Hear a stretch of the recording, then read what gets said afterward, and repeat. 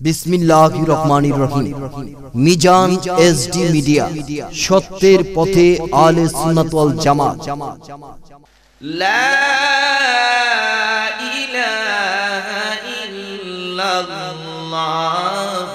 আল্লাহু আকবার ওয়া লিল্লাহিল হামদু বিসমিল্লাহির রাহমানির রাহিম।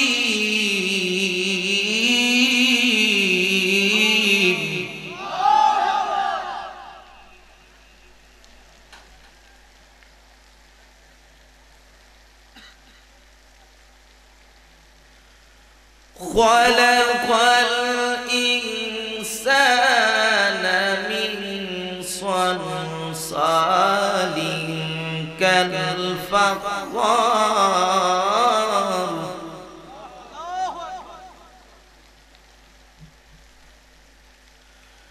ওয়া খলাকাল জান্না মিন মারিজিন মিন নার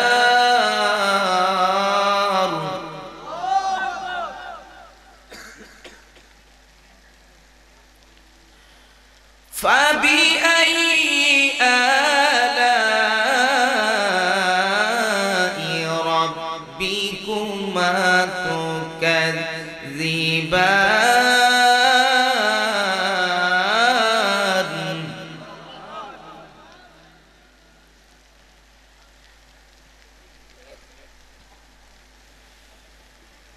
رب المشرقين ورب المغربين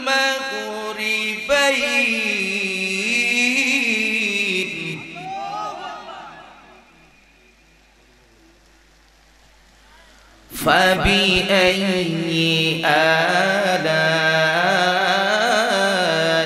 ربكما تكذبان ঘোষণাকার আল্লাহ তাআলা বলতেছেন, আমার কোন কোন নিয়ামতকে বান্দা অস্বীকার করে। আল্লাহ তাআলার নিয়ামত অস্বীকার করার মতো কোনো সুযোগ আছে?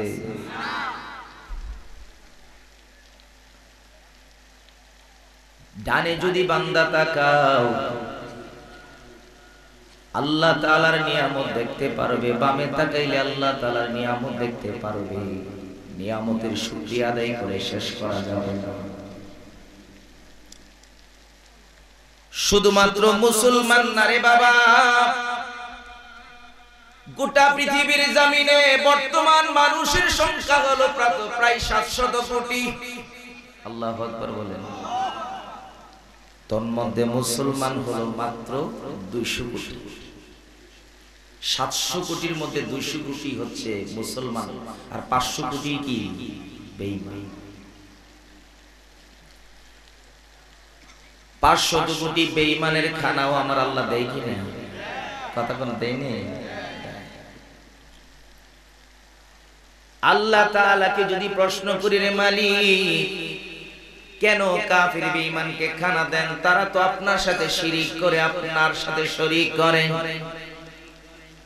আপনার হাবিব বলেছে, লা তুশরিক বিল্লাহি শাইয়া, আল্লাহর সাথে কাউকে শরীক করা চলবে না। কিন্তু তারা তো আল্লাহর সাথে শরীক করে বলে কেমনে?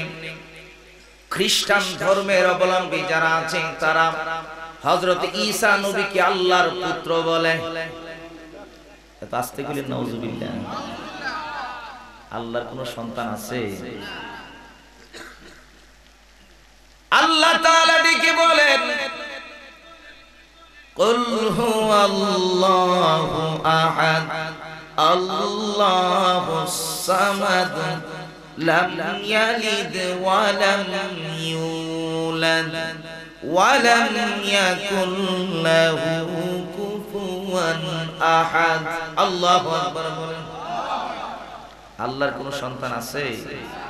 তিনি কারো কাছ থেকে জন্মগ্রহণ করেছেন? কাউকে জন্ম দিয়েছেন? খ্রিস্টান ধর্মের লোকেরা ডেকে বলে ঈসা নবী হলো আল্লাহর সন্তান, আল্লাহর পুত্র। এই জন্য তারা হয়ে গেল মুশরিক। ইহুদি যারা, তারা বলতেছে হযরতে উযাইর আলাইহিস সালাতু ওয়াস সালাম আল্লাহর পুত্র। ইহুদিরাও মুশরিক, খ্রিস্টানরাও মুশরিক, আল্লাহর সাথে শরীক করেছে। তারপরে আল্লাহ কেন তাদেরকে খাবার দান করো? আমার আল্লাহ তাআলা বলেন আমার নিয়ামত থেকে খাস ভাবে মুসলমান ইমানদারেরা পাবে, আমভাবে কাফের বেঈমানেরা পাবে। পাওয়ার পরেও যদি এমন একটা সময় আসে আবার কালিমা পড়ে মুসলমান হয়ে যায়, এমন হয় কিনা? আরো জোরে কোন হয় কিনা? গোটা জিন্দেগি আল্লাহর সাথে বেঈমানি করেছে, হঠাৎ করে আমার আল্লাহ তাকে হেদায়েতের দরজা খুলে দিয়েছেন। হেদায়েতের দরজা খুলে দেওয়ার কারণে আবার ইসলামের পথে এসে তারা আবার মুসলমান হয়ে গিয়েছেন। বহু বিজ্ঞানী, বহু ডাক্তার ওই আল্লাহর হাবিবের দেওয়া রক্ত খচিত কালিমা পড়ে মুসলমান হয়ে গেছেন। চিল্লায় বলেন আল্লাহু আকবার। আমরা তো মুসলমানের ঘরে জন্ম নিয়েছি, মুসলমান। কালিমার পক্ষে থাকলে কষ্ট করা লাগবে। কালিমার পক্ষে থাকলে কি করা লাগবে? কষ্ট করা লাগবে। মুমিনের জন্যই মুসলমান। দুনিয়াটা হলো জেলখানা, আর কাফের বেঈমানদের জন্য হলো দুনিয়াটা পালাখানা। ইকোটা একটু কমায় দেন, বেশি হয়ে গেছে।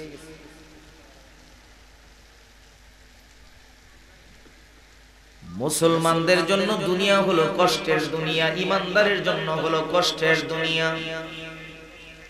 আমার নবী কামলিওয়ালা নবী দুনিয়াতে আসার পরে তো কষ্ট করেছে উম্মত, আমরা এত কষ্ট করি না। আরো কমান, একটু কমায় দেন, আরো কমান, একবার আওয়াজ করে শুধু কথা বলেন।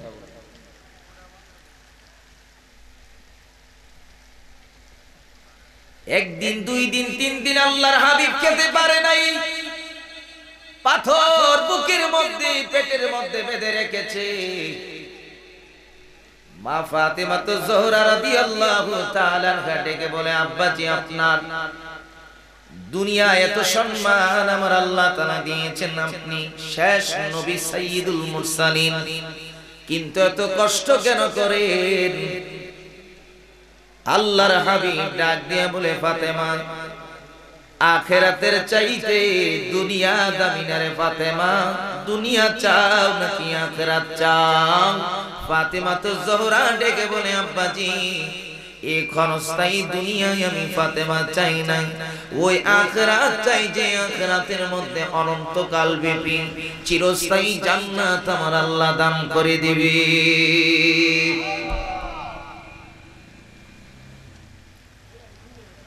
খবর কাগজ কারোর জন্য হচ্ছে জাহান্নামের গর্ত, আর কারোর জন্য হচ্ছে জান্নাতের বাগান।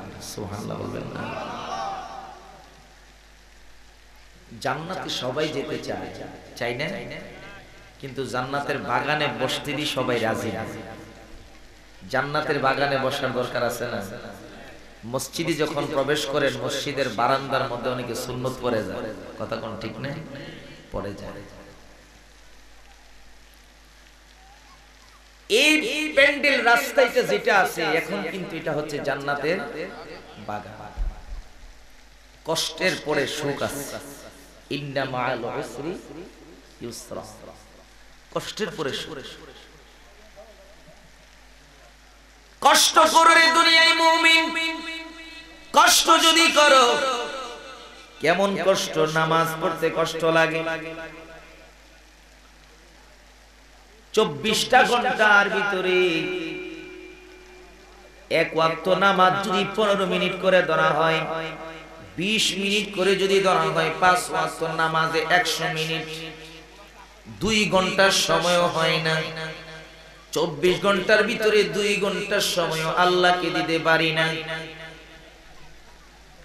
মাহে রমজানের রোজা আসলে মানুষগুলি কেমন যেন হয়ে যায়, কত রোগ এসে আমাদেরকে তালাশ করে, গ্যাস্ট্রিক, আলসার, বিডিআর, কথা কোন ঠিক না ঠিক? সারা বছর পর্দার ওয়াজ করলো রে মুমিন, পর্দা করে না, কিন্তু রমজান মাসে অটোমেটিক আমাদের পর্দা চলে, কথা কোন না? মানুষের পর্দা না রে বাবা, এই পর্দা কোন দোকানের পর্দা। এমন দেখেছি রে ভাই, শুক্রবার দিন নামাজ পড়াইতে যাব, জুমার নামাজ পড়াই আমি ব্রাহ্মণপাড়া। শুক্রবার দিন যাইতেছি, রাস্তার মধ্যে দেখতেছি রমজান মাস একদিক দিয়ে হলো শুক্রবার, টিভি চালায় চালায় চা বিক্রি করে, সামনে পর্দা, কিন্তু পর্দা ভালো করে লাগাইতে পারে, ফাঁক দেখা যায়। এই যে খানা খাইতে যাই, পর্দার সামনে গিয়া হয় ডানাই বামে তাকাই, কেউ দেখে কিনা। যখন দেখে কেউ নাই, পটাশ করে ঢুকে গেছে, ইচ্ছা মতো খাইছে, খাওয়ার পরে চিন্তা করছে এখন যদি বাইর হই মানুষ বুঝা ফেলবে, খানাটার আগে একটা লাইন হোক তারপর বেরোন। ঠোঁট মুখ 32 বার মুছতে মুছতে এমন সুগান সুগাইছে ঠোঁটে রে, মনে হয় জীবনে কোনো দিন, আজকে 3 মাস যাবত খানা পিনা নাই, এমন আছে না নাই? এই রোজা রাখতে কষ্ট, কষ্ট কেন করা লাগবে? জান্নাত পেতে গেলে কষ্ট করা লাগবে, কথা বলেন ঠিক কি না? ফেরাউনের জামানায় এক মহিলা ফেরাউনকে মানে না, ফেরাউন হাজির করছে বলে আল্লাহকে মানো, আমি আল্লাহ, আমাকে মানো। ওই মহিলা ডাক দিয়ে বলে, না রে ফেরাউন, না, আমি তোমার মতো খোদা মানতে পারি না, তোমাকেও যে বানিয়েছে ওই আল্লাহকে আমি মানি। চিল্লায় বলেন আল্লাহু আকবার। ওই মহিলা কুলের মধ্যে শিশু, সাথে আরো সন্তানগুলিকে নিয়ে হাজির হয়ে গিয়েছে। ফেরাউন জল্লাদকে ডাক দিয়ে বলে, এই মহিলার সন্তানগুলোকে হত্যা করার জন্য তৈল গরম করো, তৈল গরম করো। তৈল ফুটানোর পরে সন্তানটাকে মায়ের কাছ থেকে নিয়ে তৈলের ভিতরে ফালাইয়া দিয়েছি, গোশতগুলো হাড় থেকে আলাদা হয়ে গিয়েছে, কিন্তু তারপরেও আল্লাহকে ভুলে যায় নাই। শেষ পর্যন্ত বলেছে, মহিলা, তোমার কুলের সন্তানটাকে নিয়ে তেলের ভিতরে ফালাইয়া দেওয়া হবে, তারপরেও আমাকে খোদা মানো। বলে, আমার আরো যদি সন্তান থাকতো রে ফেরাউন, ওই সন্তানগুলোকে যদি নিয়ে মাইরা ফালাইতা, আমি কখনো আল্লাহকে ছাড়তাম না। একটু আওয়াজ করে কি আল্লাহু আকবার বলা যাবে? সে আল্লাহ এখন আছে না নাই? আরো জোরে বলেন আছে না নাই? ফেরাউন কুলের শিশুটাকে নিয়ে যখন আগুনের মধ্যে ফেলে দিলেন, আগুনের মধ্যে ফেলে দেওয়ার পরে আমার আল্লাহ ওই মহিলার সামনে জান্নাতটা চোখের মধ্যে ভাসায়া দিয়েছে, জান্নাতের নাজ নিয়ামত গুলি। এই সন্তান চলে যাক, কালিমা পড়লে মুসলমান হওয়া লাগবে, মুসলমান হইলে কষ্ট করা লাগবে, নামাজ পড়া কষ্ট, রোজা রাখা কষ্ট, দ্বীন ইসলামের পথে চলাটা অনেক কষ্ট, হালাল পথে চলাটা অনেক কষ্ট, কথা কোন ঠিক কিনা?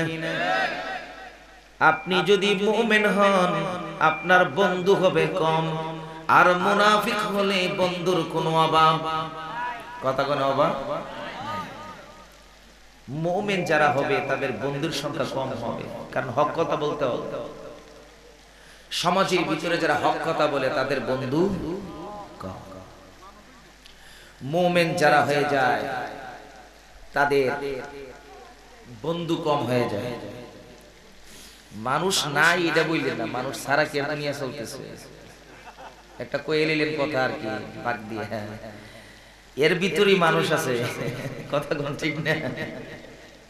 সবাই যদি খারাপ হইতো সমাজ চলতো। সবাই সমান না, কেউ কাউকে ঠকায় আবার কেউ কাউকে জিতায়। কথা বলেন ঠিক না? এটাই দুনিয়া। কেউ ভালো হবে, কেউ খারাপ হবে। খারাপ মানুষগুলোকে ঘৃণা করা যাবে না, ভালোর পথে আনার চেষ্টা করা লাগবে, গালি দেওয়া যাবে না। সমাজের ভিতরে যারা সুদ খায় তাদেরকে সুদখোর বলে গালি দিয়ে তাড়ায় দেওয়া যাবে না। সুদখোর বলে যদি আমি ওয়াজের ময়দানে চিল্লাই, কোনোদিন সুদ ছাড়বে না, বলতে হবে বাবা সুদ খাওয়া হারাম, হারামটা ছেড়ে দেন, ভালোটা গ্রহণ করেন, হালাল খান। এমনও মানুষ আছে ওয়াজের দ্বারা পরিবর্তন হয়, যদি তার কপালে হেদায়েত থাকে। একটু আওয়াজ করে বলেন হেদায়েতের মালিক কে? হযরত ওমর তো কাফের, কুফারে আযম, কিন্তু ঈমানদার হইছেন। কথা বলেন হয় না? হয়েছে। হেদায়েত দিয়ে দেয় আল্লাহ। আল্লাহর নবী রাহমাতুল লিল আলামিন আল্লাহর কাছে দোয়া করে দুইজন ওমর থেকে একজন ওমরকে ইসলামের খাদেম বানায়া দেন।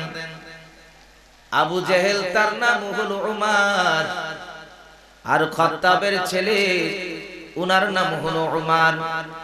দুইজন ওমর থেকে একজনকে ইসলামের খাদেম বানায়া দেন।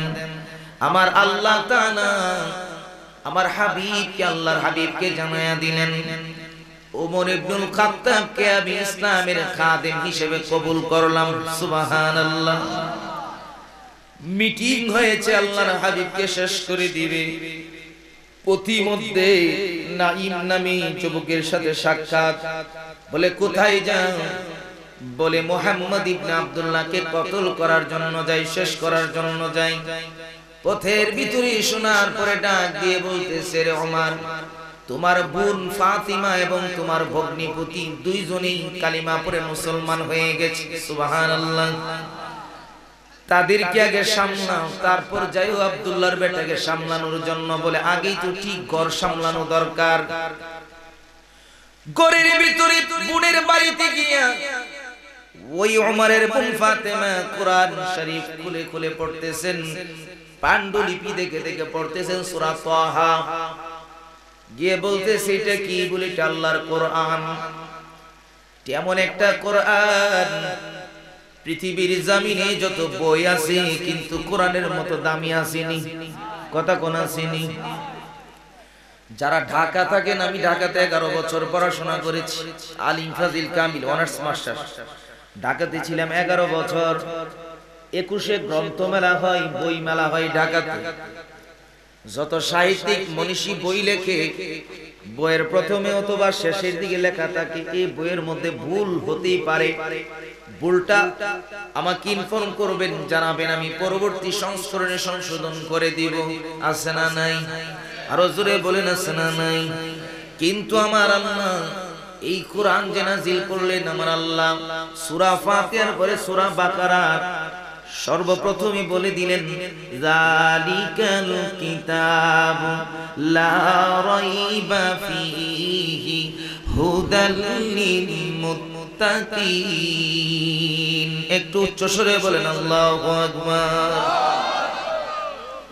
আল্লাহ বললেন এই তাম দুনিয়ার যত কিতাব আছে, কোরআন যখন চলে আসছে সব বন্ধ। তাওরাত বন্ধ, জবুর বন্ধ, ইনজিল বন্ধ, 100 সহিফাও স্থগিত হয়ে গেছে, এখন আর চলবে না। কোরআন যখন এসেছে সব স্থগিত। বিষয়টা হলো আল্লাহর হাবিব যখন দুনিয়ায় পদার্পণ করেছেন, দুনিয়া আগমন করেছেন, তখন আর তাওরাতের আইন চলবে না, জবুরের আইন চলবে না, ইনজিলের আইন চলবে না। কিয়ামত পর্যন্ত আমার আপনার নবীর উপরে যে কোরআনুল কারীম দিয়েছে, ওই কোরআনের আইন দ্বারা কিয়ামত পর্যন্ত মুসলমান চলবে। কোরআনের মধ্যে 4টা হরফ আছে, কফ, রা, আলিফ, নুন। 4টা হরফের মধ্যে আলিফটা হচ্ছে হরফে ইল্লাত, দুর্বল হরফ। এটাকে বাদ দিয়ে দিলে কারনুন। জিনসে সহিহ, কারনুন শব্দের অর্থ হচ্ছে অধিক পঠিত, যেটা বেশি বেশি তেলাওয়াত করা হয়। কোরআন অন্যান্য কিতাবের চাইতে কম তেলাওয়াত করা হয় নাকি বেশি তেলাওয়াত করা হয়? বেশি তেলাওয়াত করা হয়। এই জন্য এটার নাম কোরআন। নবম শ্রেণী থেকে নিচের দিকে যা আছে উপরে যা আছে, যখন নবম শ্রেণীতে ছাত্রটা উঠে তার ডিপার্টমেন্ট আলাদা হয়ে যায়। কেউ বিজ্ঞান বিভাগে পড়াশোনা করে, কেউ কমার্সে পড়াশোনা করে, কেউ মানবিকে পড়াশোনা করে। বিভাগগুলো যখন আলাদা হয়ে যায়, বিভাগের বইগুলো আলাদা হয়ে যায়, সিলেবাসের পরিবর্তন হয়ে যায়। 10 বছর পরে 1 থেকে 10 পর্যন্ত সিলেবাস পরিবর্তন হয়ে যায়। আমরা যে গল্প পড়ে এসেছি এখন এই গল্প নাই, গল্প চেঞ্জ হয়ে গেছে। প্রত্যেকটা বইয়ের পরিবর্তন আছে রে আমার আব্বাজি, কিন্তু কুরআনুল কারীম আমার আল্লাহ তাআলা যে 1450 বছর পূর্বে পাঠিয়েছেন, এই কুরআনুল কারীমের কোনো পরিবর্তন হবে না। জোরে জোরে বলেন সুবহানাল্লাহ।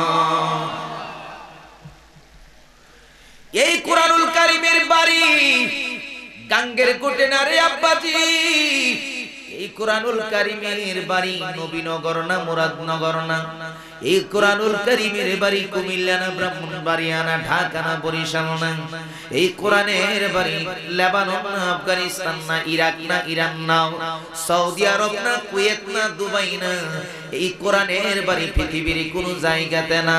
আমার আল্লাহ তাআলা বলে দিলেন বাল হুয়া কুরআনুম মাজিদুম ফি লাউহিম মাহফুজ। এই কোরআনের বাড়ি হলো লাউহে মাহফুজের মধ্যে। আরো জোরে বলেন সুবহানাল্লাহ। ওই কোরআন পৃথিবীর সব যদি ধ্বংস হয়ে যায়, তারপরে কোরআন কতগুলো কোরআন থাকবে। কোরআন সংরক্ষিত আছে কোথায়? লাউহে মাহফুজে কোরআন থাকবে। কোরআন থাকবে। অনেক বাংলাদেশের দৃষ্টান্ত যদি আপনি দেখেন, অনেক দোকান পুড়ে ছাই হয়ে যায় কিন্তু কোরআন পুড়ে না, অনেক ঘর পুড়ে ছাই হয়ে যায় কিন্তু কোরআন পুড়ে না। কোরআন পুড়ে না, কোরআনের একটা মাহাত্ম্যতা আছে। এই কোরআনের তো দামি কেন হইল? আমার নবীও দামি, কোরআনও দামি। উচ্চ স্বরে বলেন সুবহানাল্লাহ। যদি আগুন লেগে ধ্বংস হই, যদি আগুন লেগে ধ্বংস হই পৃথিবীর বইয়ের দোকান, তবু বিশ্ব থেকে হারাবে না পবিত্র কোরআন, তবু বিশ্ব থেকে হারাবে না পবিত্র কোরআন। কথা বলেন ঠিক না বেটি? ওরে কি করে পূর্বে কোরআন আগুনেরই তেজ, আছে বিশ্ব জুড়ে লক্ষ লক্ষ কোরআনে হাফেজ। সুবহানাল্লাহ বলবেন না? ওরে কি করে পূর্বে কোরআন আগুনেরই তেজ, আছে বিশ্ব জুড়ে লক্ষ লক্ষ কোরআনে হাফেজ। তারা ছাপায়া ইসলামের বাণী গো, তারা ছাপায়া ইসলামের বাণী, বাঁচাবে ঈমানের মান, তবু বিশ্ব থেকে হারাবে না পবিত্র কোরআন, তবু বিশ্ব থেকে হারাবে না পবিত্র কোরআন। পাকিস্তানের সামরিক শাসক মরল বিমান দুর্ঘটনায় ভাই, ওরে বিমান পুড়ে ছাই হইল, কোরআন পুড়ে নাই। সুবহানাল্লাহ বলেন। ওরে যেমনি ছিল তেমনি রইল রে, ওরে যেমনি ছিল তেমনি রইল, একটি পাতাও হয়নি ম্লান, তবু বিশ্ব থেকে হারাবে না পবিত্র কোরআন, তবু বিশ্ব থেকে হারাবে না পবিত্র কোরআন। কোরআনের মহব্বত জাতির ভিতরে আছে। উচ্চ স্বরে বলেন আল্লাহু আকবার। আরো জোরে বলেন আল্লাহু আকবার। এই কোরআন একটা হরফ পড়লে কয়টা নেক? কতক্ষণ? কয়টা? কিন্তু কোরআন শরীফ এখন পড়া হয় কম। এমনও ঘর আছে কোরআন শরীফ চাইলে যখন আয়না দিয়ে ধুলবালি পরে আসে। এক মাহফিলে গিয়েছি কসবা, বলছি একটু কোরআন শরীফটা নিয়ে আসেন, কোরআন শরীফটা দরকার আমার। কোরআন শরীফ আনতে লাগছে 10 মিনিট। বললাম কেন? এটা তো ধরাবো না, বাইর করাবো না। ঘরের ভিতর থেকে 10 মিনিট লেগেছে কোরআন আনতে রে মুসলমান। আমার এক বন্ধু গেছে ওয়াজ করার জন্য, ঘরের ভিতরে গিয়ে ঢুকছে, ঢোকার পরে ঘরের যিনি মালিক কাপড় দিয়া টিভিটারে ডাইকা বলাইছে, হুজুর কই বাবাজিটা কি করলেন? টিভিটা ডাইকা দিলাম। বলে কেন? কারণ হুজুর মানুষ টিভি দেখলে শরম না? টিভিটা দেখলে শরম না? হুজুর বলতেছে আমার হুজুর রে দেখা টিভিটা আপনি চাদর দিয়ে ঢাইকা ফালাইলেন। আরে আগে বলেন আপনি আমাকে হুজুর দেখার কারণে যদি টিভিটা আপনার ভিতরে ভয় আসে, আপনি টিভিটা বন্ধ করতে পারেন, টিভিটা চাদর দিয়ে ঢাইকা ফালাইতে পারেন। কিন্তু যিনি ভয় দান করেছেন, তাকওয়া সৃষ্টি করে দিয়েছেন, ওই আল্লাহ যে আপনাকে দেখতেছে, আপনার অন্তরে কি ভয় লাগে না? কথা বলেন ঠিক না বেঠি? এই কোরআন ঘরের ভিতরে কোন ধুলোবালি পড়ে থাকে,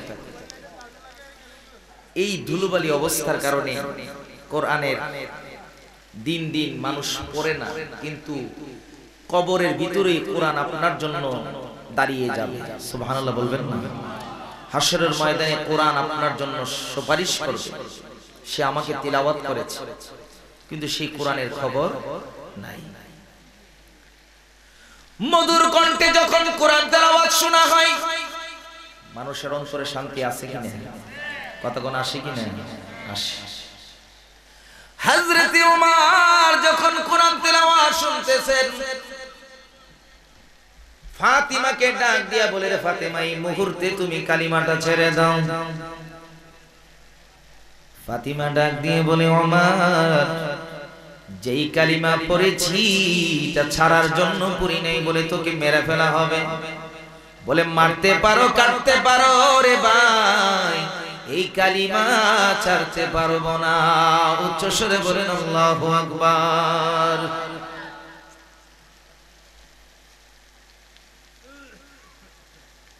হযরত ওমর তরবারিটা নিয়ে তরবারিটার উল্টা পিঠ দিয়া যখন আঘাত শুরু করে দিল, আঘাতের অবস্থা দেখে ওমরের ভগ্নিপতি বোন জামাই দৌড়ে পালায়া গেছে।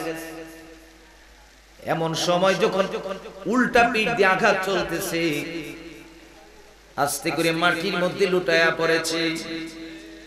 লুটায়া পড়ার পরে ফাতেমাকে বলতেছে, এখনো সময় আছে, কালিমা ছেড়ে দাও। বলে, ভাই, এই কালিমা তো তুমি আমার যদি অঙ্গ প্রত্যঙ্গগুলো টুকরা টুকরা করে ফেলো তারপরও পাইবা না। বলে কেন? আমাদের যাদের জ্বর হয়, ঠান্ডা হয়, ওষুধ খাই, যে ট্যাবলেটটা খাই, খাওয়ার পরে 10 মিনিট 20 মিনিট পরে ট্যাবলেটটা গলে গলে গোটা শরীরের মধ্যে এটা ছড়িয়ে যায়। কথা বলেন ঠিক কিনা? আমি যদি আপনাকে বলি, রে ভাই, 20 মিনিট পরে আবার আপনি ট্যাবলেটটা আমাকে আস্ত আবার বের করে দেন, বলবে, হুজুর, এটা সম্ভব না, এটা হজম হয়ে গেছে, এটা গলে গোটা শরীরে ছড়িয়ে গেছে। ফাতিমা ডাক দিয়া করি, ভাই, যেই কালিমা পড়েছি এটা শুধুই কলবে না, আমার শরীরের ভিতরে যত রক্তের বিন্দু কণা আছে রে ভাই ওমর, প্রত্যেকটা বিন্দু কণার ভিতরে ভিতরে ওই কালিমার আলো ছড়িয়ে গেছে। আর উচ্চ স্বরে বলেন সুবহানাল্লাহ, আরো জোরে বলেন সুবহানাল্লাহ। এই জন্য কালিমা ছাড়ে নাই। কালিমা পড়লে কষ্ট করা লাগবে, মুসলমান থাকলে কষ্ট করা লাগবে, তারপর মুসলমানদের পক্ষে আছে কে? আর আস্তে কোন আছে কে? আল্লাহ। কেমনে আছে একটু বুঝাই। রাজনীতির কথা বলতেছি না, ভারতের যে রাম মন্দির আছে না, রাম মন্দিরটা ছিল বাবরি মসজিদটাকে ভেঙে এখানে সরকার কর্তৃক রাম মন্দির বানানোর চেষ্টা চলতেছে। যারা ফেসবুক চালান, ইন্টারনেটে আপনারা খবর পেয়েছেন, আগে এখানে মূর্তি ছিল, মন্দির ছিল, এই দোহাই দিয়ে সুপ্রিম কোর্ট কর্তৃক আইন পাশ করে এই বাবরি মসজিদের জায়গার মধ্যে রাম মন্দির নির্মাণের জন্য যখন রায় দেওয়া হয়েছে, 10 থেকে 15 দিন আগে যখন রাম মন্দির প্রতিষ্ঠা করতে গেছে, স্থাপন করতে গেছে, যতগুলা মূর্তি বানিয়ে দাঁড় করাইতে চেয়েছিল, আল্লাহর কুদরতি প্রাকৃতিক দুর্যোগের কারণে একটা মূর্তিকেও বাবরি মসজিদের জায়গায় দাঁড় করাইতে পারে না। তো আসতে গেলেন সুবহানাল্লাহ। সে আল্লাহ আছে না নাই? বাবরি মসজিদের জায়গায় মূর্তি স্থাপন করতে পারে না। আল্লাহ তো এই মসজিদের জায়গার মধ্যে মূর্তি চলবে না, মূর্তি ভাঙিয়ে ফেলেছে, গুড়িয়ে ফেলেছে। আল্লাহ এটাই বুঝাইতে চাইলেন রে মুসলমান, ভয় পাওয়ার কোনো সুযোগ নাই, ভয় পায়ও না, শুধু আল্লাহর উপরে ভরসা রাখো। মুমিন তুমি ঘর থেকে বের হইবা, তাওয়াক্কালতু আলাল্লাহ বলে বের হও। তুমি দোকানের মধ্যে যাইবা, আল্লাহর নাম নিয়ে দোকান খোলো। তুমি মালটা বিক্রি করবা, বিসমিল্লাহ বলে শুরু করো। খানা আসছে সামনে, বিসমিল্লাহি আলা বারাকাতিল্লাহ বলে শুরু করে রে মুসলমান। কোনো কিছুর মধ্যে অভাব হবে না। কষ্ট যদি করো, রিকশাও যদি চালাও, শ্রমিক হও, তুমি ধান খেতে কাজ করো, তুমি মানুষের বাড়িতে বদলা দাও, তারপরেও যদি তোমার মুখে বিসমিল্লাহ থাকে, আল্লাহু আকবার থাকে, সুবহানাল্লাহ থাকে, আলহামদুলিল্লাহ থাকে, ওই কারণে তুমি মুমিন হইয়া হাসরের ময়দানে যখন উঠবা, আমার আল্লাহ বলবে যারে বান্দা যা, গরিব হওয়ার পরও আমারে ভুলো নাই, আমি আল্লাহকে ডাকা ভুলো নাই, এই মুহূর্তে তোদেরকে আমি জান্নাতের মেহমান বানায়া দিলাম। আল্লাহ পারেনি? কতক্ষণ পারেনি? এই ক্ষমতা তো আল্লাহরই, কথা বলেন ঠিক না? আল্লাহ।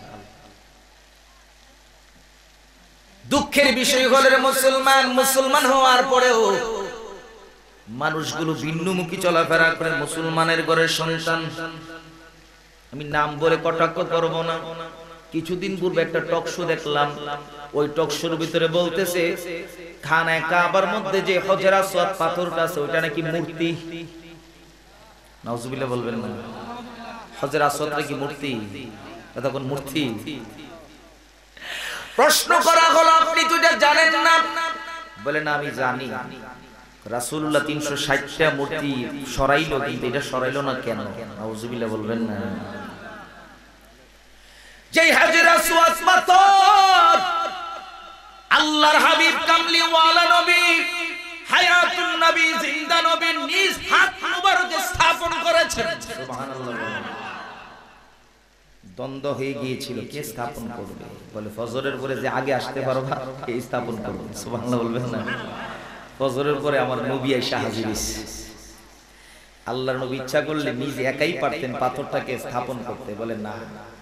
আল্লাহর হাবিব ছিলেন, দূরদর্শী চিন্তা ছিল ওনার ভিতরে, উনি এত জ্ঞানী, আল্লাহ তাআলা ওনাকে দিয়েছেন।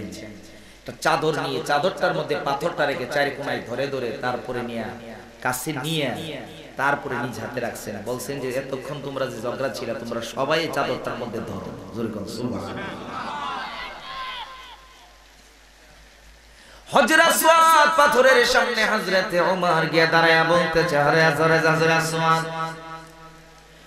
যেই পাথর তুমি খানে কাবার মধ্যে স্থাপিত হয়েছো, পাথর বহু আছে মক্কার মধ্যে, মদিনার ভিতরে, সারা পৃথিবীর জমিনে, কিন্তু হজর আসওয়াদের মতো যে পাথরে একবার চুমু দিলে জীবনের গুনাহগুলি মাফ হয়ে যায়, যেই পাথরে চুমা দিলে রে বাবা জীবনের গুনাহগুলি ঝরে যায়। হযরতে ওমর আল ফারুক গিয়ে দাঁড়ায় বলতেছে, রে পাথর, তোমাকে চুমু দেওয়ার কোনো দরকার ছিল না, তুমি তো একটা সাধারণ পাথর, কিন্তু সাধারণ থেকে অসাধারণ হইলা কেমনে?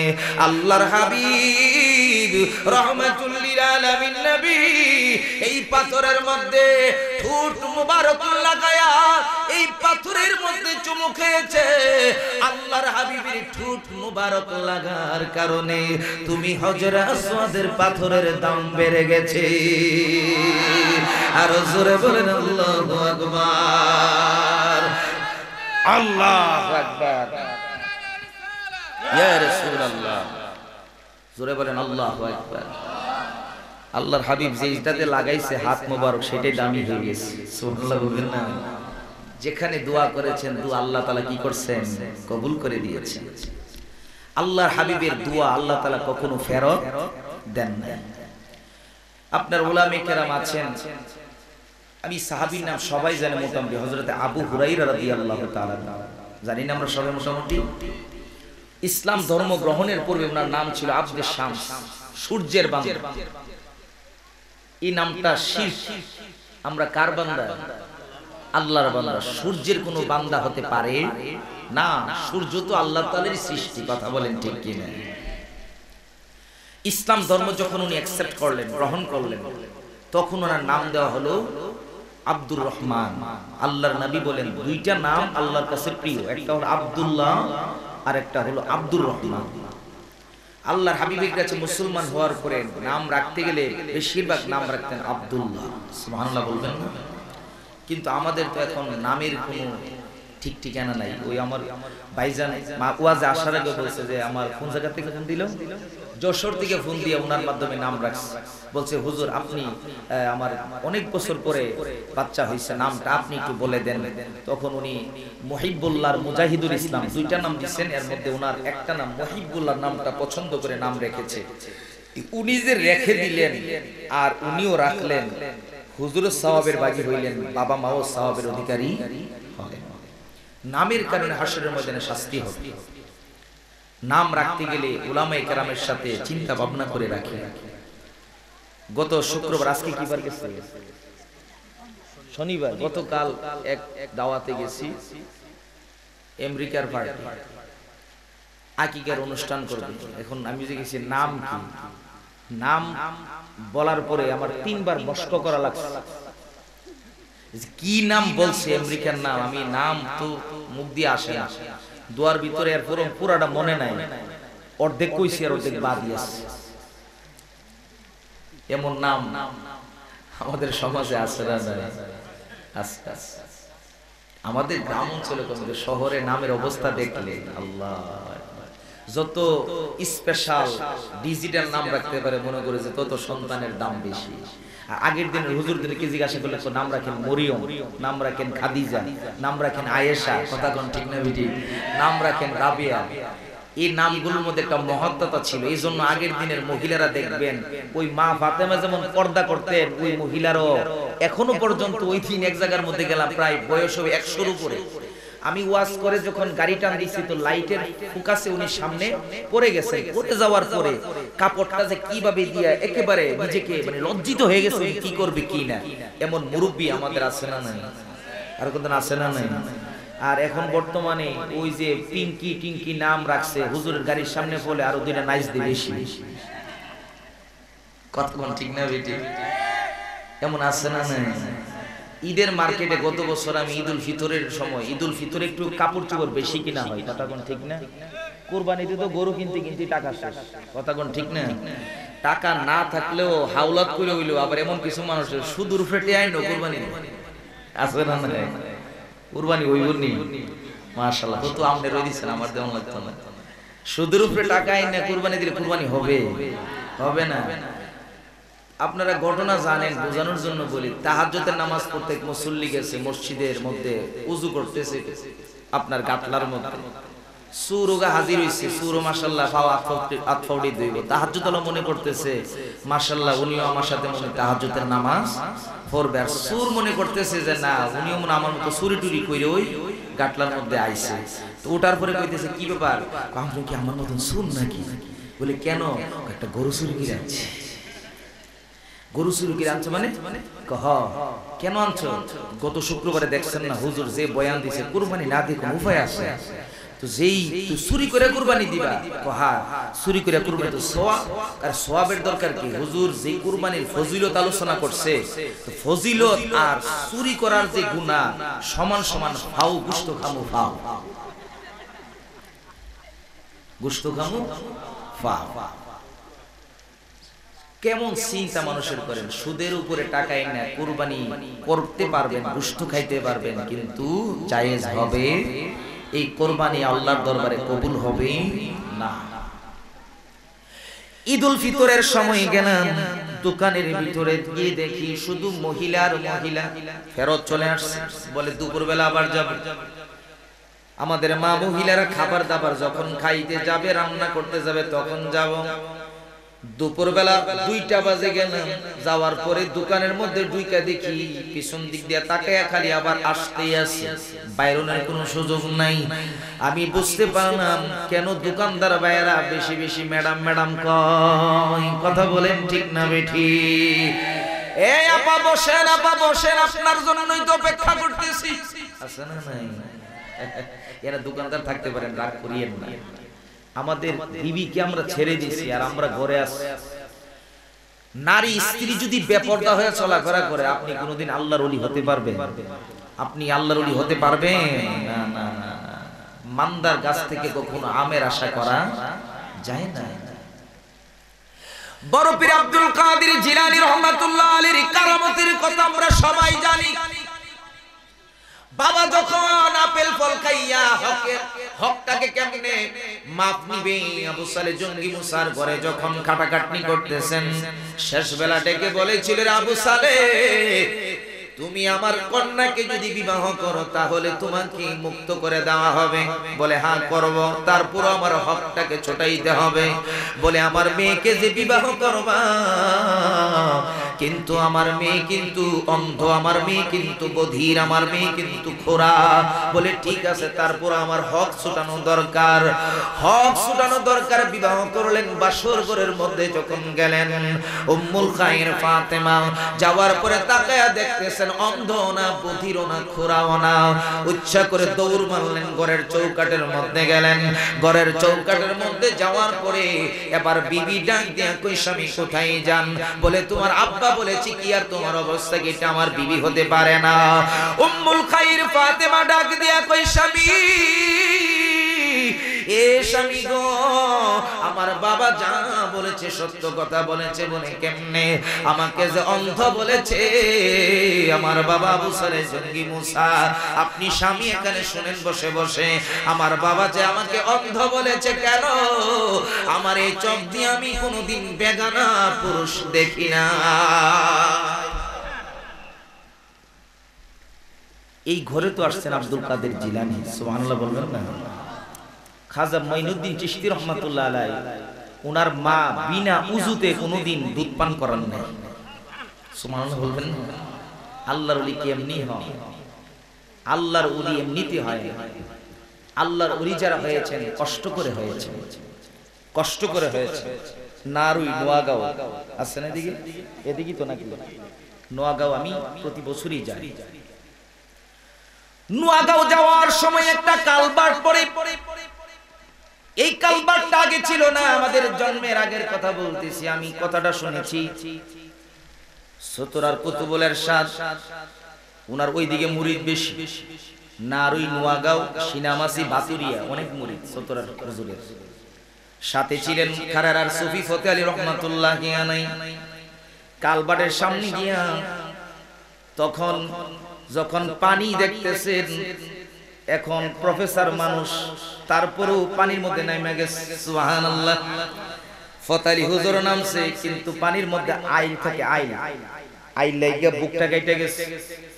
সতরার কুতুবুলের সাথে বুকটা কেটে যাওয়ার পরে যখন রক্ত বের হইতেছে, ফতে আলী হুজুর ডাক দিয়া বলতেছে, ওগো মুর্শিদ, আপনি আল্লাহর একজন পেয়ারা বান্দা, এত বড় একজন পীরের খলিফা আপনি, ফুরফুরার আবু বকর সিদ্দিক ফুরফুরাবি রহমাতুল্লাহি আলাইহি, উনার মতো একজন পীরের খলিফা আপনি, আপনি প্রফেসর মানুষ, আপনার টাকার কোনো অভাব নাই। উনার যে বাংলাদেশে যিনি তার কাছ থেকে তরিকতের সবক নিয়েছেন, এই আপনার ফেনীর গজারিয়াতে, আপনার ফেনী সরকারি কলেজের প্রফেসর ছিলেন সতরার হুজুর।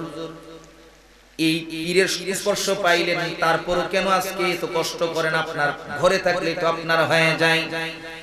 আল্লাহর ওলি কুতুবুল ইরশাদ আব্দুল খালেক রাহমাতুল্লাহি আলাইহি ডাক দিয়া বলে, ও ফতে আলী রে, আমি খেলাফত পাওয়ার পরে যদি ঘরে বসে থাকি রে ফতে আলী, আমার মুর্শিদের কাছে আমি কি জবাব দিব? আমার আবু বকর ফুরফুরাবি বাংলাদেশে খেলাফত দিয়া বাংলার জমিনে পাঠাইছে ঘরে বসে থাকার জন্য না, বাংলার প্রত্যেকটা মানুষের কলবের ভিতরে আল্লাহ নামের জিকির চালু করে দেওয়ার জন্য।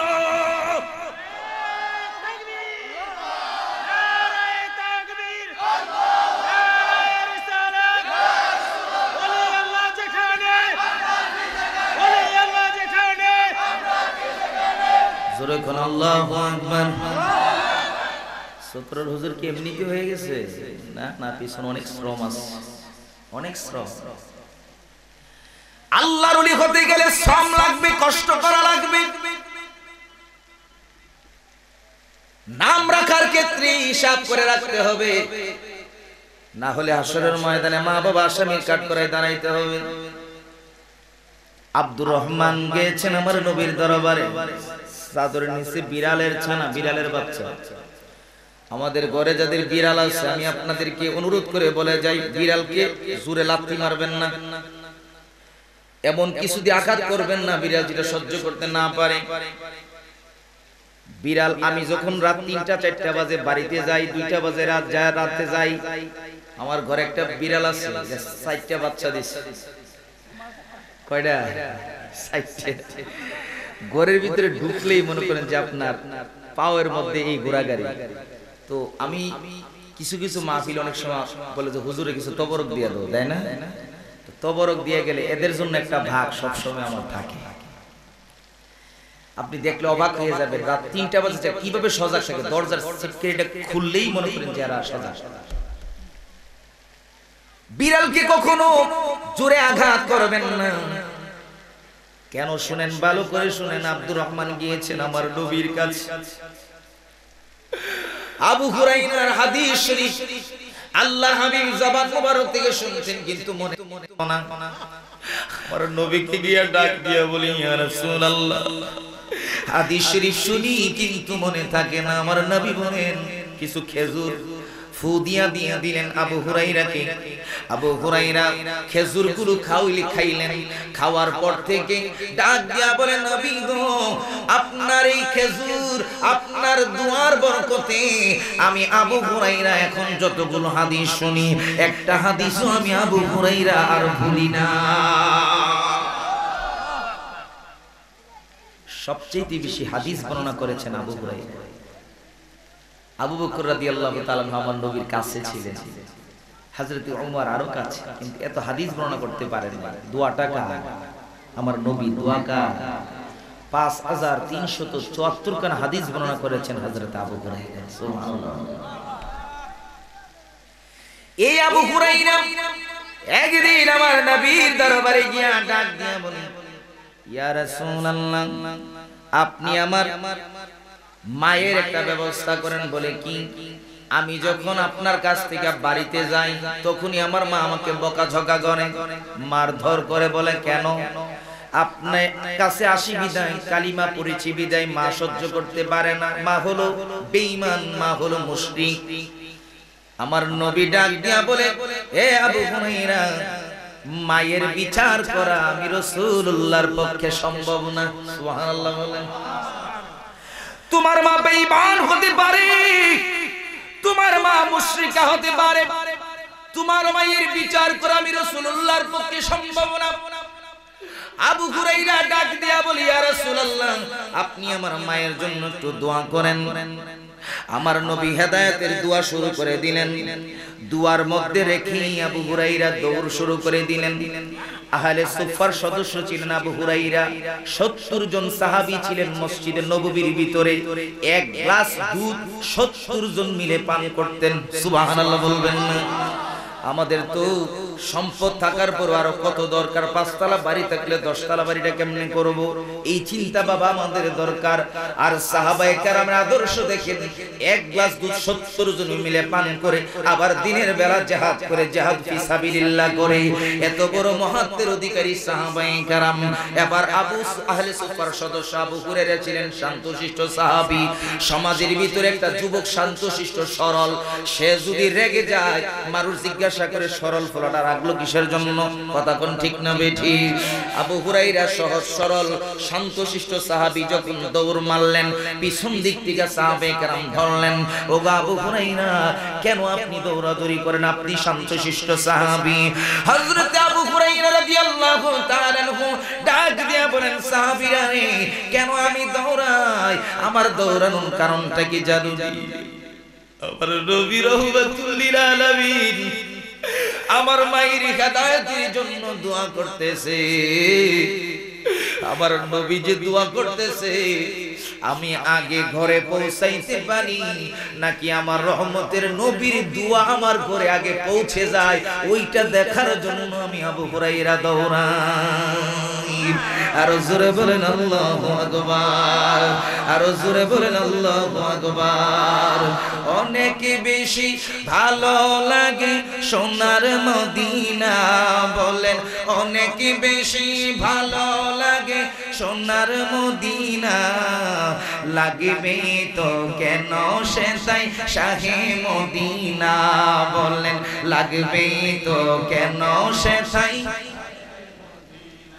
অনেক বেশি ভালো লাগে সোনার মদিনা, অনেক বেশি ভালো লাগে সোনার মদিনা, লাগবে তো কেন সে তাই শাহে মদিনা, লাগবে তো কেন সে তাই শাহে মদিনা।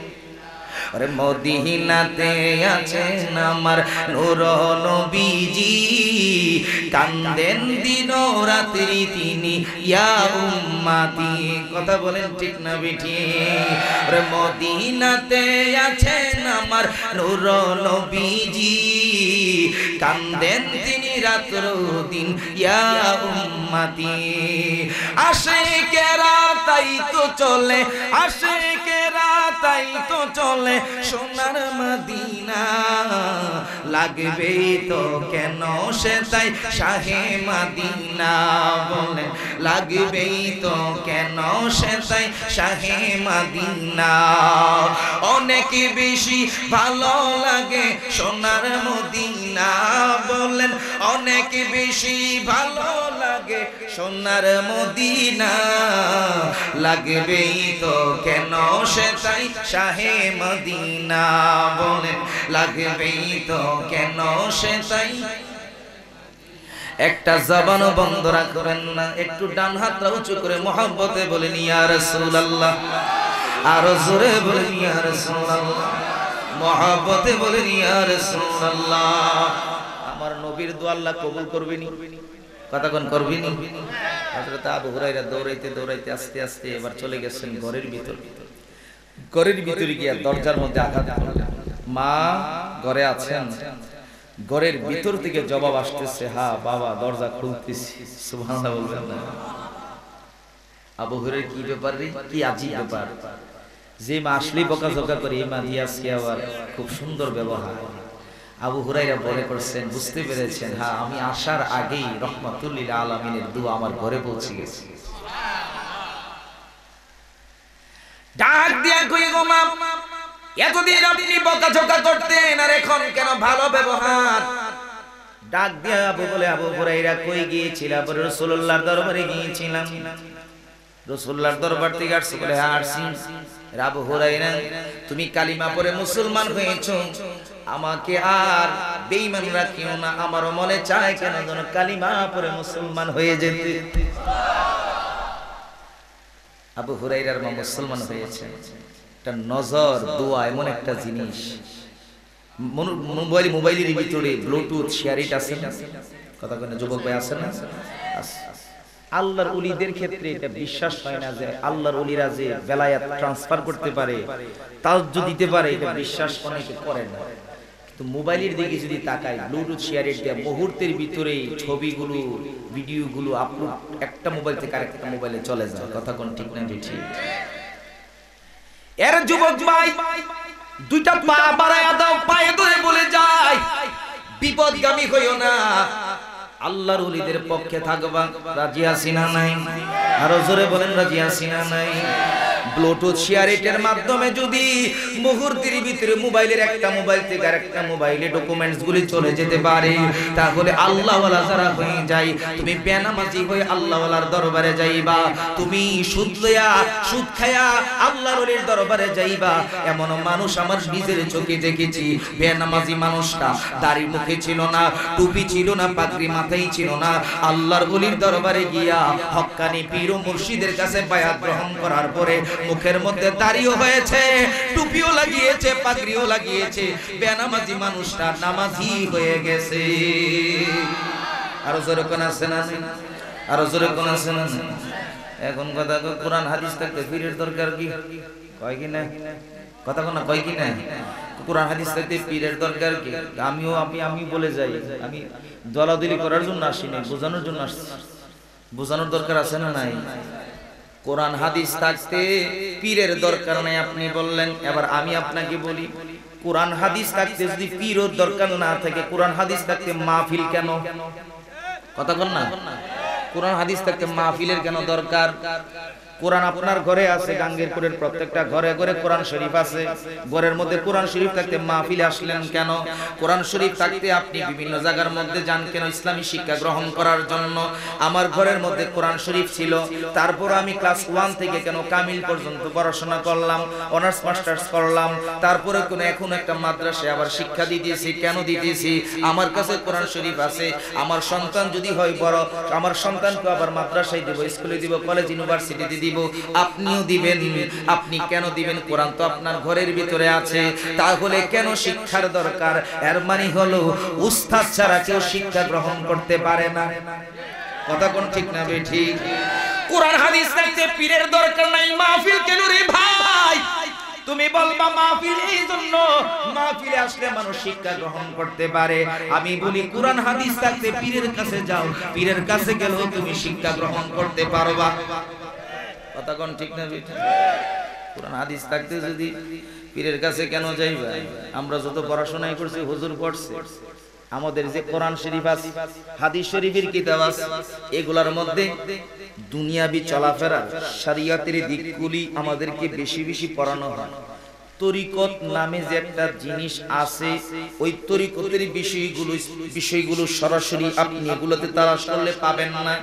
আপনাকে বোঝার জন্য একটু উস্তাদের দরকার।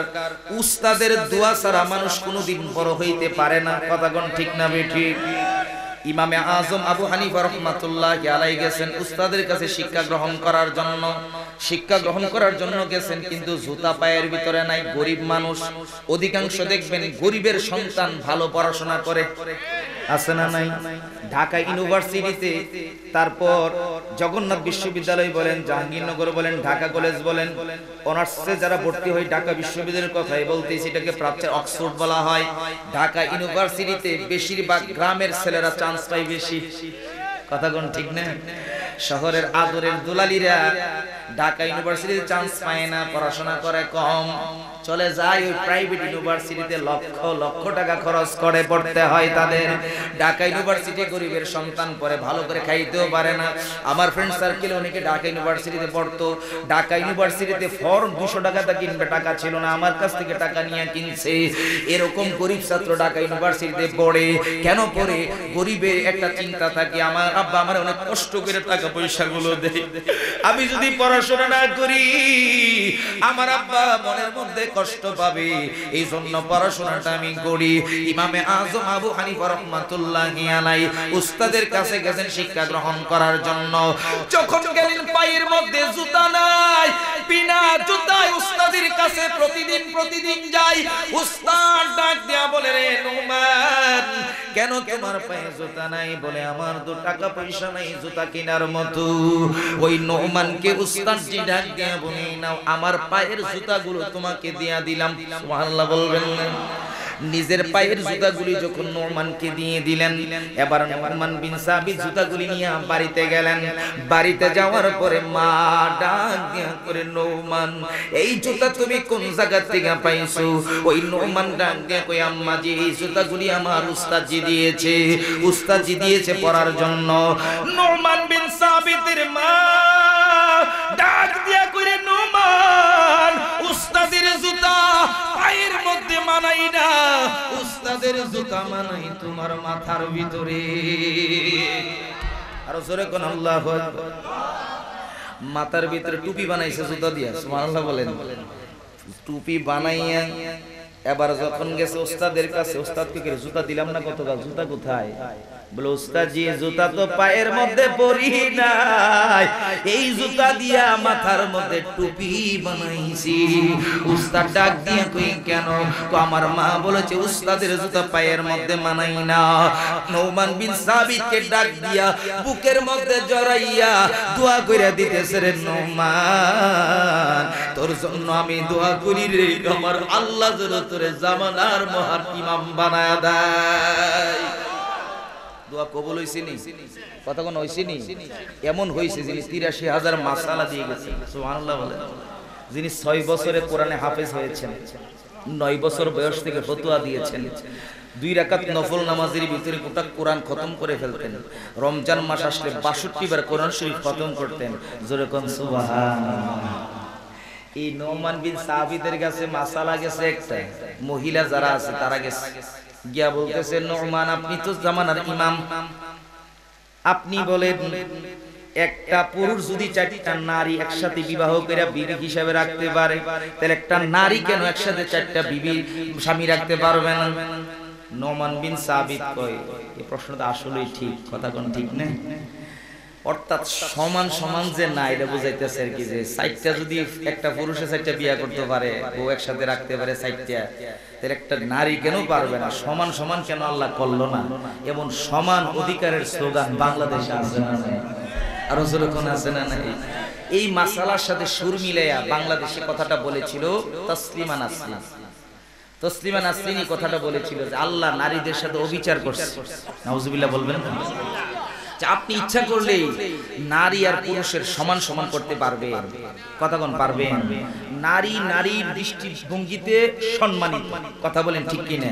আর পুরুষ পুরুষের জায়গা থেকে সম্মানিত, কথা বলেন ঠিক না বেঠিক? সমান সমান যদি আমি বানাইতে আপনি চান, আমার কাছে তসলিমা নাসরিনের প্রশ্ন হলো, আপনি যদি 1 বছর পেটের মধ্যে বাচ্চা নেন, পরের বছর আপনার স্বামীর পেটের মধ্যে বাচ্চা নেওয়া লাগে, কথা কোন ঠিক না বেঠিক? এই যে ধান আপনি রেগুলারে কি বলেন, খের নাকি? এই যে খের, এই যে ধান কাটেন, একটা এই ধানের ভারের মধ্যে মিনিমাম 1-1.5 মণ ধান থাকে না? থাকিনি আব্বাজি? 1-1.5 মণ ধানটা যদি, ধানের ভাতটা যদি আপনার মা মহিলার আর কান্দের মধ্যে উড়াইয়া দেন, বাড়ি পর্যন্ত আইতে পারবো নি? হ্যাঁ পারবো নি? তো সমান সমান হইলে তো বার তসলিমা নাসরিন আন্দোলন লাগবে, কথা কোন ঠিক না বেঠিক? আপনাদের এলাকার খেলার মাঠ আছে না? আসিনি? আশেপাশে আসিনি? খেলার মাঠ আছে, খেলার মাঠের মধ্যে যদি একটা নারী আর একটা পুরুষ দাঁড়া করে এসেরা পু করে বাসে ফু দিলেন যে দৌড় দেখে কাটা ফাঁসিব, ফার্স্ট হইব কেডা? খালি সমান সমান ওই এসির রুমের ভিতরে বৈশা বৈশা না, ওই বাংলা লিং আর গ্রামীণ ফোনে টাওয়ারের উপরে ওইটা কাম করুন না, কথা কোন ঠিক না বেঠি? সমান সমান হইতে গেলে সব সমান সমান হইতে হইব, তাইলে না সমান সমান। সমান সমান খালি ওই সম্পদের ক্ষেত্রে, সমান সমান খালি ওই অধিকারের ক্ষেত্রে না, এগুলো বলে নাই। সম্মানের, নারীর সম্মান আমার রাসূলুল্লাহর আগে আর কেউ দিতে পারে না, কথা বলেন ঠিক না বেঠি? ইসলাম নারীকে যতটা সম্মান দিয়েছে অন্য কেউ সম্মান দিতে পারে নাই। সমান সমান হলে জ্বালাও আছে, জ্বালা আছে না নাই? কথা কোন জ্বালা আসেনি? কেমন জ্বালা কইতাম, কষ্ট হইব আপনাদের? হ্যাঁ না, মন মরা লাগতেছে? সমান সমান যন্ত্রণা আছে, যন্ত্রণা আছে। যাদের বিবি চাকরি করে হেরা বুঝে যন্ত্রণা কারে কই, কত প্রকার কি কি, কথা কর না? আপনি অফিস থেকে আইছেন, বিবিও আইছে, দুইজনে কিন্তু মাথা গরম গরম, কথা কোন ঠিক না বেঠি? স্বামীর বেতন যদিও 50,000, স্ত্রীর বেতন 50,000, দুইজনেই গরম গরম, কথা কোন ঠিক না বেঠি? যদি কইছে স্বামীর যদি ডাক দিয়ে তো বিবি দুইটা ভাত বেড়ে দাও না, তো তোমার সাথে আমার কি বেতন কম, তোমার ভাত তুমি লইয়া খাইতে পারো না, আছে না নাই? কথা কোন আছে না নাই? যদি কথা খানার গোষ্ঠী গেলে খানারই কাম নাই, এখন আমার মশারি টাঙ্গাই ঘুমান দরকার, মশারিটা কত টাঙ্গাই দেখো, তোমার মশারি তুমি টাঙ্গো, তোমার সাথে আমি বেতন কম পাই নাই। স্বামীও চিন্তা করে যদি মারি তো নারী নির্যাতন মামলা, অবস্থা খুব খারাপ, কথা কোন ঠিক না? এই যে খালাতো ভাইয়ের কিছু না গায়ে গেছে না, যদি আপনার কাঙ্কের করতে ফোনটা দিতে দেরি হয়, মাশাআল্লাহ ফু ফু করে এসে হাজির, কথা কোন ঠিক নেই? বউ যদি জামাই রে ফিডে আর জামাই যদি গিয়ে থানার সামনে বলে কান্দে, এর ঘরও পুলিশ বাইরে তো, কথা কোন ঠিক না বেঠি? আর আপনি টুকা দিয়া দেখেন ফোনটা করতে দিয়ে রাইতে দেরি না। নারী নির্যাতন মামলা আছে বাংলাদেশে, পুরুষ নির্যাতন মামলা নাই। এই বেতন এই সব কারাকারি, চাকরি আছে দুইজনের ঘরে যা সংসারে অশান্তি আছে কথা ঠিক না বেটি দুই জনের মধ্যে খালি ঝগড়া ঝগড়া ঝগড়া ঝগড়া স্বামী চিন্তা করছে যে মশারিও টাঙ্গাইতাম না তবে একটা আজকে খেলা দরকার স্বামীর জ্ঞান খাটাই গেছে বিবি আজকে যে আগে কথা কইব হেই মশারি আজকে যে আগে কথা কইব বিবি কইছে ঠিক আছে অসুবিধা এটা একটা ব্যাপার হলো কথা না 3 বছর কথা না থাকলে ওই যে মুস্তাক ভাই যে করে ইনডাইরেক্ট কথা আছে না ইনডাইরেক্ট কথাও কইতাম একবারে টোটাল বন্ধ বিছানার মধ্যে দিন শুয়ে রইছে মশারিও নাই খানাও নাই পিছে ঘরের দিকে সূরা দাঁড়ায় সব শুনছে সূরা চিন্তা করছে ডুকমু মাগার কথা কইব না কিসের ডরে মশারি টাঙ্গাইবার ডরে কিসের ডরে সূরা চিন্তা করছে যে আমি একলার কি এর লাগি আর দুইটারে খবর দেব দুইটার লে তিনটারে মিলার তিনজন মিলা ডুবছে স্বামীও সাইরিছে বিবিও সাইরিছে কোনো কথা কিসের ডরে বিবির বালিশের তলে থেকে চাবিটা লইছে আলমারিও খুলছে সব খুলছে নারীদের সম্পদের একটু মায়া বেশি বস্তার মধ্যে সব বাঁশ বিবিও তাকায় রইছে হারে কত কষ্ট করে জুরাইলা আজগা ছায়া রাত রাবার করতেছে কোনো কথা কইতাম পারতাছে সুর যদি ঘরের ভিতরে আয়ে আর আমরা যদি চুপ করে তাই সুর ধরতারবে সুর গেছিলাম তো লাগতো না সিলাম তোর দিতে পারতেছে না কিসের ডরে মশারি টাঙ্গে বার ডরে সব জাগ তো আজগা কথা কইতাম না সূরাও সালাক কম না এক শেষরা সূরা ছিল শেষরা সূরা ডাক দিয়া কয় উস্তাদ সব নিছেন তরকারির ফাতিল আর এই ভাতের ফাতিল রেখে লাভ কি শুনবেন শেষরা সূরা আমাদের সমাজে এখন আর নাই আগে বেশি আছে পাকঘরের মধ্যে বালতির সাথে ফ্যান রাখলে ফ্যানও নাই বালতিও ডেক্সি রাখলে ডেক্সিও নাই ভাতের কড়াই তরকারি কড়াইও না এমন শেষরা সূরা আগে আছে এখন কমছে কথা কোন ঠিক না বেঠি এখন নাই শেষরা সূরার কথা মাঝখান দিয়ে কই হায়দ্রাবাদ আছেন আমরা একটু বেশি দূরে আমি মাহফিল করি ব্রাহ্মণপাড়া আমার বন্ধু আইছেন ওয়াজ করার লাগে ওয়াজ করার পরে হাদিয়া দিছে 20,000 কত হাজার 20,000 টাকা হাদিয়া 20,000 টাকা হাদিয়া আমি ওইখানে ওয়াজ করতেছি সে ওইখান থেকে ওয়াজ করবে আমি আবার গত বছর আইসা গেছিলাম হায়দ্রাবাদে ওয়াজ করার ভিতরে দিয়ে হাদিয়া দিছে 20,000 দেওয়ার পরে কমিটি ডাক দেয় হুজুর টাকাটা এখন নিয়েন না পরের দিন সকালে বিকাশে পাঠিয়ে দেবেন বক্তা চিন্তা করছে যে পরের দিন আবার 20,000 টাকা যদি হন্ডা জড়াই করে তো অন্ধ জানা দেলা হন লয়ে যাই 20,000 টাকা লয়ে মাশাআল্লাহ আপনার ওই যে আউটটা আছে না আউটটার কাছে গেছে ওরে খাস কলিরা দাঁড়ায় কো হুজুর ভালো আছেন নি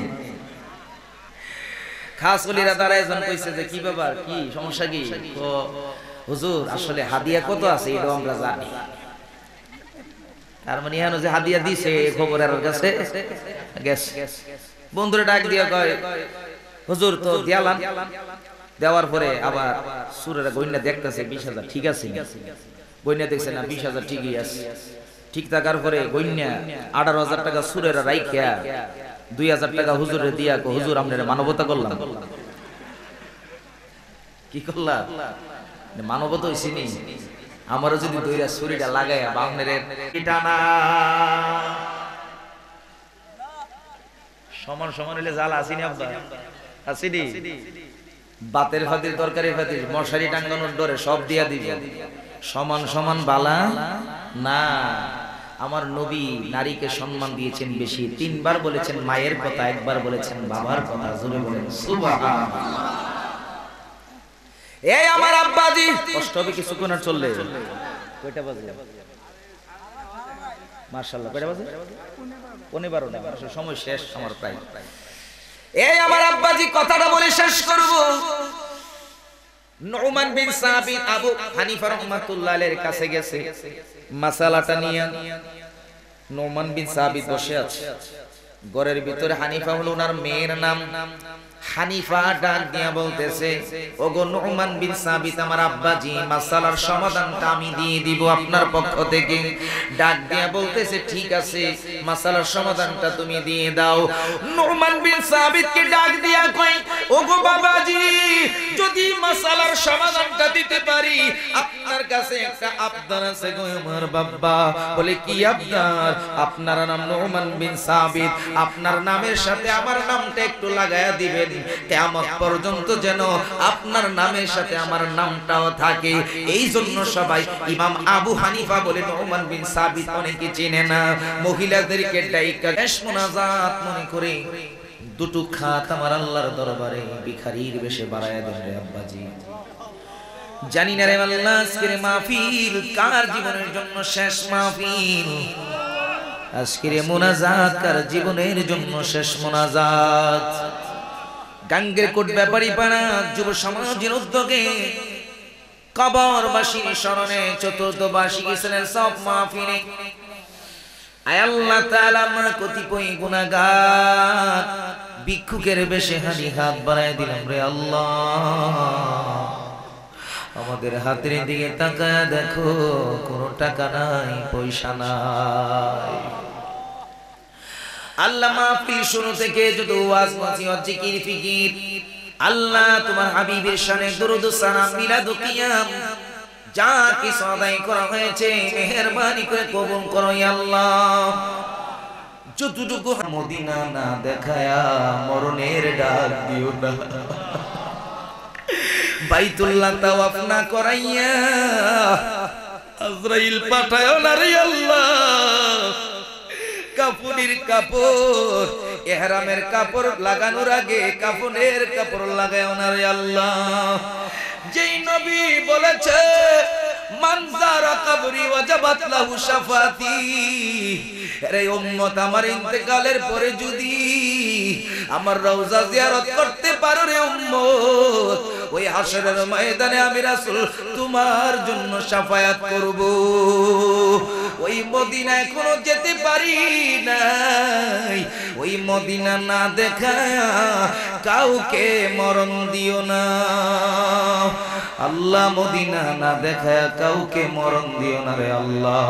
মদিনা যাইতে পারলাম না, মদিনা দেখিতে পারলাম। আমাদের ইউটিউব চ্যানেলটি সাবস্ক্রাইব করে আমাদের সাথে থেকে পাবেন বিভিন্ন সুন্নি পীর মাশায়েখদের ওয়াজ ও গজল। আমাদের ভিডিওটি ভালো লাগলে লাইক, কমেন্ট এবং ইসলামের ও সুন্নিয়তের প্রচারের স্বার্থে বেশি বেশি শেয়ার করুন। ধন্যবাদ।